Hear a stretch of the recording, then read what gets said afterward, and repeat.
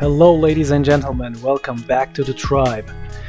Today I would like to show you how I shoot videos like you've just seen in the intro and you are seeing right now. The intro you've just seen is shot completely using the drone camera app, which you can find on racedepartment.com. I'll leave the link in the description. It is actually quite simple, but you need some specific tools to use this app. This app, which I'm going to show you how to install in a minute, needs X input controllers. For example, these ones. So you cannot use this app without a controller. It doesn't work with a keyboard or a mouse. So, if you have the prerequisites, then let's see how the app is installed. So the installation is very straightforward and simple. You simply download the necessary file from racedepartment.com and extract the contents to your Assetto Corsa folder. Don't forget to enable it afterwards from the content manager. Alright, let's jump into a replay file that I have and see how this camera app works. One important thing though, don't forget to turn on your controller before launching Assetto Corsa, otherwise you cannot enable it in game. So, as you can see, I have included the view of my controller on the screen so you can see directly what input does exactly what. After you open the drone camera app from the list of your apps, you see this window. So it says drone camera is disabled, which means my controller is turned on. The app recognizes my controller, but it is disabled at the moment. So you have to push the start button on your controller to enable it. So, like this, the camera app is enabled right now. So on the screen you see plenty of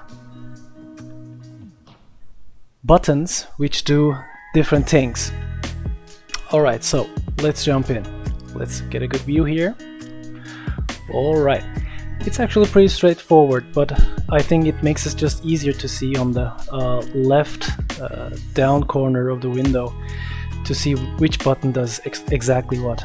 The big triggers on the bottom, the left and right trigger, do the up and down thing. So your drone goes up with right trigger and it goes down with the left trigger.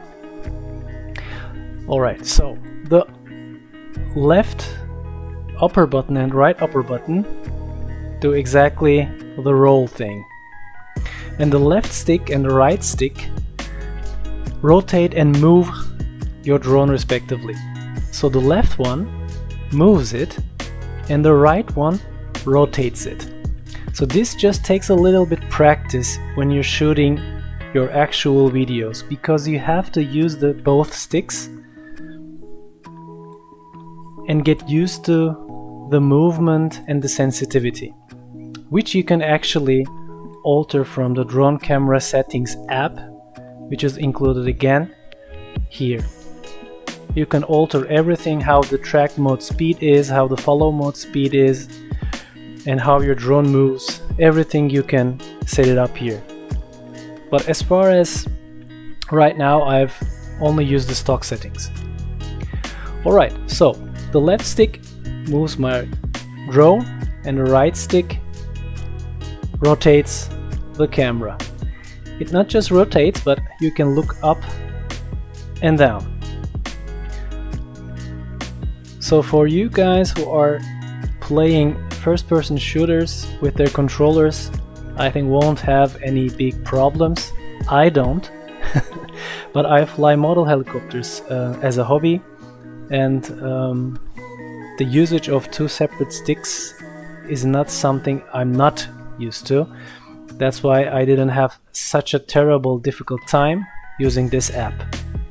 So there are some button controls as well, you can see them, which are the Y button is the follow car.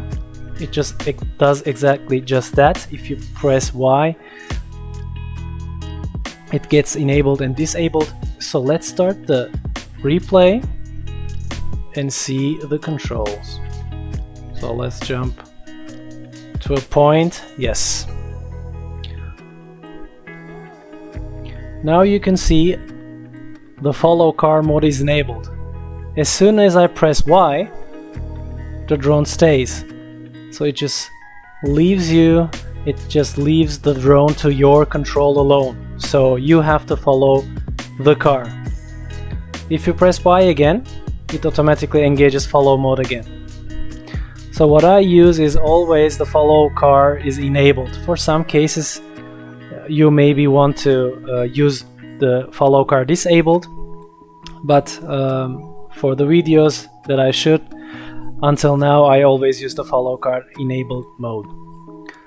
So heading lock just does exactly that. As the car turns, your drone doesn't turn. If you engage it, your drone turns exactly to the heading which your car is turning to. So let's see. Left turn, and your drone's angle of shooting stays the same because it's turning with the car. I use it disabled. It gives me smoother and much more control for the car. So as you can see, the altitude lock is disabled, so I can alter the altitude myself. And stabilize mode is always enabled, so if I let the sticks go, it stabilizes itself.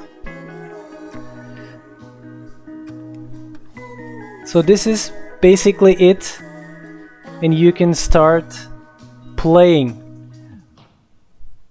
with this wonderful drone app.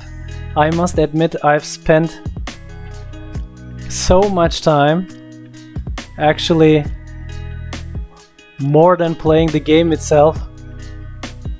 I made some laps and then play with this camera all day long, which actually inspired me to do those intro things you've just at the beginning of this video. So what you can see on the right hand corner of the app is the depth of field mode. You can set the focus to your taste. As of right now, it's in autofocus mode, so the car you are following or shooting is always in focus.